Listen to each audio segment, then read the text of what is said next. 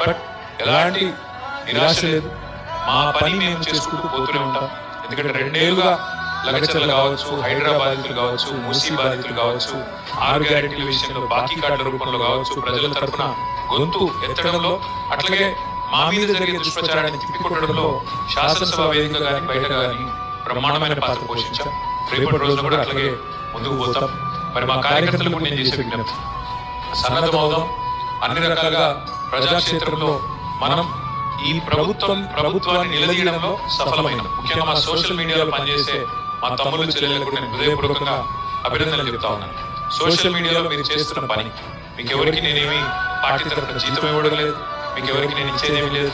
అయినప్పటికీ వాలంటరీగా పార్టీ మీద ఉన్న ప్రేమతో, నాయకుడు కేసీఆర్ గారి మీద ఉన్న అభిమానంతో మీరు చేస్తున్న కృషి, మీరు చేస్తున్న పని ఏదైతే ఉన్నదో మనస్ఫూర్తిగా నేను మీకు కూడా ధన్యవాదాలు తెలియజేస్తా ఉన్నాను. అట్లాగే మా పార్టీ కార్యకర్తలకు, మరి మా గులాబీ కుటుంబ సభ్యులందరికీ నేను చేసే ప్రార్థన, దీంతో మనం నిరాశపడవలసిన అవసరం లేదు, బాధపడవలసిన అవసరం లేదు. తప్పకుండా